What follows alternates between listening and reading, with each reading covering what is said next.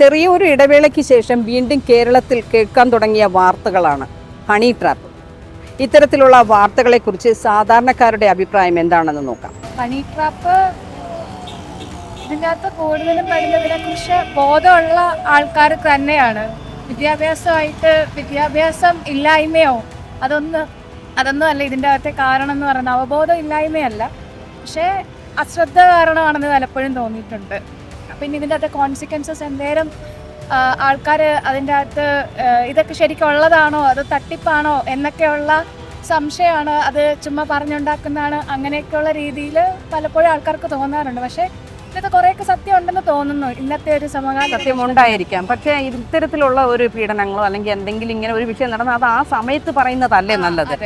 ചിലപ്പോൾ അതിൻ്റെ അകത്ത് രണ്ട് പെർസ്പെക്റ്റീവ് ഉണ്ടെന്ന് തോന്നുന്നു. ആ ഒരു സമയത്തെ ഈ പറഞ്ഞ വിക്ടിം അല്ലെങ്കിൽ ഈ വിക്ടിം കാർഡ് കളിക്കുന്ന ആൾക്കാർ വാട്ടെവർ അതെന്താണെങ്കിലും ആ ഒരു സമയത്ത് അവരുടെ മാനസികാവസ്ഥ എന്താണെന്നുള്ളത് നമുക്ക് അറിയത്തില്ല. അപ്പോൾ അങ്ങനെ ഒരു കൺസേൺ ഉണ്ട്. ചിലപ്പോൾ പ്ലാൻഡ് ആയിട്ട് പറയുന്നതുമായിരിക്കാം. ഇപ്പോൾ അടുത്ത കാലത്ത് ഇപ്പോൾ ഒരു IT കാരനുണ്ട്, അത് വായിച്ചായിരുന്നോ പത്രത്തില്? ഞാൻ ശ്രദ്ധിച്ചില്ലായിരുന്നു.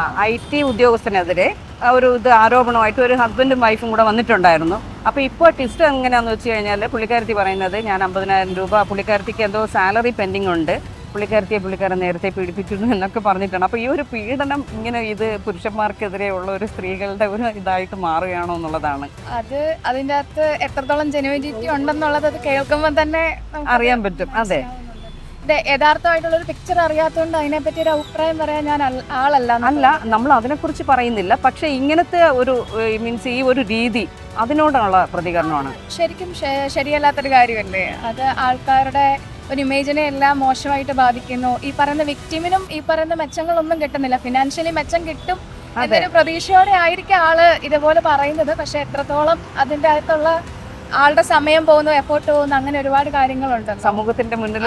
അല്ലെ, അതൊക്കെ വളരെ മോശമുള്ള കാര്യം. എന്റെയും അഭിപ്രായം അതാണ്. അപ്പോൾ മീൻസ് നമ്മുടെ സാധാരണക്കാരുടെ വിജിലന്റ് ആവുക എന്നുള്ളതാണ്. ഇതിൻ്റെ അകത്തുള്ള കാര്യങ്ങളെ കുറിച്ച് മനസ്സിലാക്കുക, വിജിലന്റ് ആവുക, ഇങ്ങനെയുള്ള കാര്യങ്ങൾ മാക്സിമം അവോയ്ഡ് ചെയ്യുക, പ്രൊഡക്റ്റീവ് ആയിട്ടുള്ള കാര്യങ്ങളിലോട്ട് ശ്രദ്ധ ചെലുത്തുക.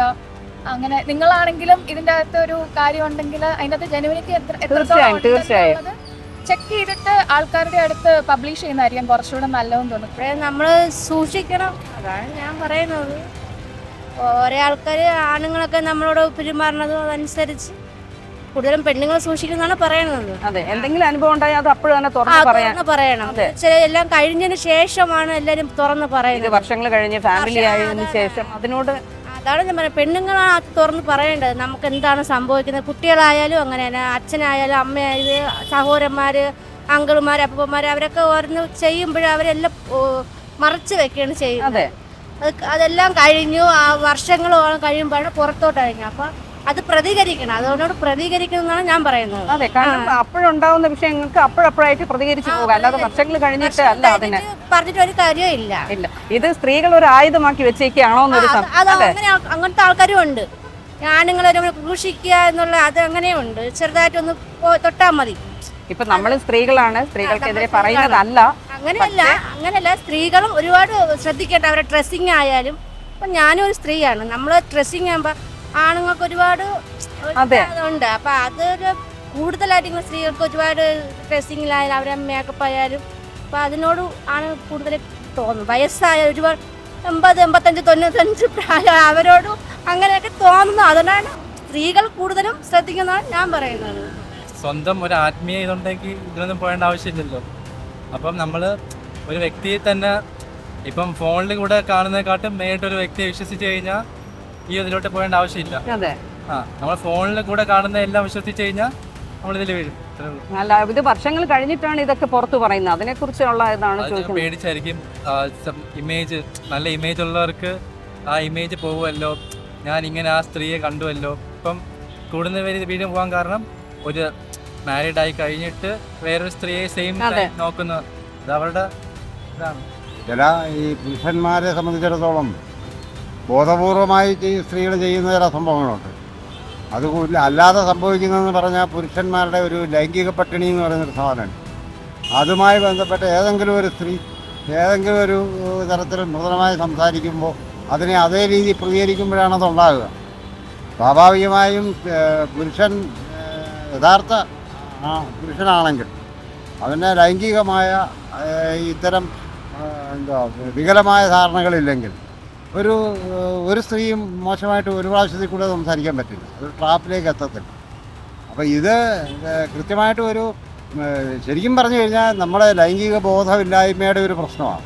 ശരിയായ ഒരു ലൈംഗികതയെക്കുറിച്ച് ശരിയായ ധാരണയില്ലായ്മയുടെ ഒരു പ്രശ്നമായിട്ടാണ് എനിക്ക് തോന്നുന്നത്. ഇത്തരത്തിൽ എന്തെങ്കിലും ഒരു പീഡനാനുഭവം ഉണ്ടായാൽ അത് ആ സമയത്ത് പ്രതികരിക്കുന്നതല്ലേ നല്ലത്, അതോ വർഷങ്ങൾ കഴിഞ്ഞതിന് ശേഷം അതിനെതിരെ ഒരു കഥയും ആരോപണം? ഹണി ട്രാപ്പ് എന്ന് പറയുന്നത് പീഡനമല്ലല്ലോ, അല്ല, അത് പീഡനത്തിന്റെ കൂട്ടത്തിൽ പെടുത്താൻ പറ്റില്ല. അതെ, മറിച്ച് യഥാർത്ഥ പീഡനം നടക്കുന്നുണ്ട്, അത് ആ സമയത്ത് വെളിപ്പെടുത്തണമെന്ന് പറയുന്നതിനകത്ത് യാതൊരു യുക്തിയില്ല. കാരണം പല പല കാരണങ്ങളാൽ സ്ത്രീക്ക് അതിന് കഴിയാതെ വരും. കാരണം അത് അധികാരവുമായി ബന്ധപ്പെട്ട അധികാര ശ്രേണിയിൽ നിൽക്കുന്ന സ്ത്രീയെ സംബന്ധിച്ചിടത്തോളം പുരുഷൻ്റെ താഴെയുള്ള അധികാര ശ്രേണിയിലെ സാമൂഹിക വ്യവസ്ഥയിൽ സ്വാഭാവികമായിട്ട് അവർക്കത് പറയാൻ ഒരുപാട് കരുത്ത് വേണ്ടി വരും. അപ്പം കുറേ താമസിച്ചെന്നിരിക്കും, അത് പിന്നെ എപ്പോഴെങ്കിലും ആയെന്നിരിക്കും. നിങ്ങൾ ഉദ്ദേശിക്കുന്ന ഹണി ട്രാപ്പ് എന്ന് പറയുന്ന സാധനമാണെങ്കിൽ അതൊരു ക്രൈമാണ്. അത് പുരുഷൻ ചെയ്താലും സ്ത്രീ ചെയ്താലും അത് ക്രൈമാണ്. അതേസമയം ഒരു സ്ത്രീയെ നിരന്തരം വിളിച്ച് ഉപദ്രവിക്കുക അല്ലെങ്കിൽ നിരന്തരം വിളിച്ച് ശല്യം ചെയ്യുക എന്നൊക്കെ പറയുന്ന സംഭവമോ അല്ലെങ്കിൽ ഏതെങ്കിലുമൊക്കെ തരത്തിൽ പ്രലോഭിപ്പിച്ചതിന് ശേഷം അവരെ ഉപയോഗിച്ചതിന് ശേഷം വലിച്ചെറിയുന്ന രീതിയൊക്കെ ആവുമ്പോഴാണ് അത് പീഡനമോ മറ്റെന്തെങ്കിലും തരത്തിൽ വരിക. അതുകൊണ്ട് പുരുഷൻ അങ്ങനെ ഒരു പ്രത്യേക അവകാശം വേണമുണ്ട് എന്നൊന്നും ഞാൻ കരുതുന്നില്ല. പുരുഷനെ സംബന്ധിച്ചിടത്തോളം ഈ ഭൂമിയിലെ സകല അവകാശങ്ങളും ഒരേപോലെ അനുഭവിച്ചിരിക്കുന്ന ആളുകളാണ്. അവർക്ക് ഇനിയൊരു അവകാശത്തിൻ്റെ പ്രശ്നമില്ല. അവരൊരു സ്ത്രീക്ക് സ്വാതന്ത്ര്യം കൊടുക്കുകയും വേണ്ട. സ്ത്രീ സ്വാതന്ത്ര്യം സ്ത്രീ സ്വാതന്ത്ര്യം അനുഭവിച്ചു, അതിനുള്ള അവസരത്തിനകത്ത് കയറി ശല്യം ചെയ്യാതിരുന്നാൽ മാത്രം ആ ശല്യമാണ് ഇവിടെ സംഭവിക്കുന്നത്. ഹണി ട്രാപ്പ് എന്ന് പറയുമ്പം ഇപ്പം കൂടുതൽ തട്ടിപ്പുകൾ, ഓൺലൈൻ വഴിയുള്ള തട്ടിപ്പുകൾ കൂടുതലും ഉണ്ടാകുന്നുണ്ട്. അപ്പം അതിനെയൊക്കെ തടയാൻ വേണ്ടി ഓൺലൈനായിട്ട് നമ്മൾ ചെയ്യുന്ന ഓരോ പരിപാടികളുണ്ട്. മീൻസ് ഓരോ ട്രാപ്പുകളിൽ പെടാതിരിക്കുക, ഓരോ ലിങ്കുകളിൽ ക്ലിക്ക് ചെയ്ത് അങ്ങനെ ട്രാപ്പുകളിൽ പെടാതിരിക്കുക. പല രീതിയിൽ നടക്കുന്നുണ്ട്. അതിനെക്കുറിച്ച് ഞങ്ങൾക്ക് കൂടുതലായിട്ട് ഒന്നും പറയാനറിയില്ല. അല്ല, അത് ഇപ്പൊ ഈ സമൂഹത്തിൽ ഒരുപാട് കേൾക്കുന്നതാണ്, കുറ്റകൃത്യങ്ങളാണ് കേൾക്കുന്നതൊക്കെ. ഇതൊക്കെ എന്തിന്റെ കുഴപ്പമാണെന്നുള്ളതാണ് നമ്മളും ചോദിക്കുന്നത്. കാരണം ഒരുപാട് അനുഭവങ്ങൾ ഉണ്ടായിട്ടുണ്ട്. എന്നിട്ട് വീണ്ടും വീണ്ടും ഇത്തരത്തിലുള്ള ഒരു വാർത്ത കേൾക്കുമ്പോഴത്തേക്ക് അതിന് പിന്നിൽ എന്താണ് സാധാരണക്കാർക്ക് പറയാനുള്ളതെന്നുള്ളതാണ്. ഹണി ട്രാപ്പ് എന്ന് പറഞ്ഞാൽ അത് ബാക്കിയുള്ളൊരു ട്രാപ്പിലാക്കാൻ വേണ്ടി ചിലരൊരു കരുതലാറ്റെടുക്കണമെന്നാണ് എനിക്ക് തോന്നിയിട്ടുള്ളത്. ഹണി ട്രാപ്പ് ഉണ്ടായിരിക്കും, ഇല്ലാന്ന് ഞാൻ പറയുന്നില്ല. പക്ഷേ ചിലത് സത്യസന്ധമായിരിക്കാം, ഒന്നും പറയാൻ പറ്റൂല. പിന്നെ ബാക്കിയുള്ളവരെ ട്രാപ്പിലാക്കാൻ ഒരു വഴിയായിട്ടും ചിലരത് എടുക്കുന്നുണ്ടെന്ന് തോന്നിയിട്ടുണ്ട്. എനിക്കറിയില്ല. ഇത് പലരുടെയും ജീവിതത്തിന് തകർത്തുകൊണ്ടിരിക്കുകയാണ് ഇപ്പോ, അല്ലേ? അതെ, നമ്മളെ സൂക്ഷിച്ചാൽ കൊള്ളാം. പിന്നെ നമുക്കൊരു എയിം ഉണ്ടായിരിക്കണം, ഇതിലൊന്നും പോവാണ്ട് നമുക്കൊരു ലക്ഷ്യത്തിൽ നമ്മൾ പോയി കഴിഞ്ഞാൽ അതെ, ഇങ്ങനെയൊന്നും പെടാതിരിക്കും എന്നാണ് ഞാൻ പറയുന്നത്. ശരി.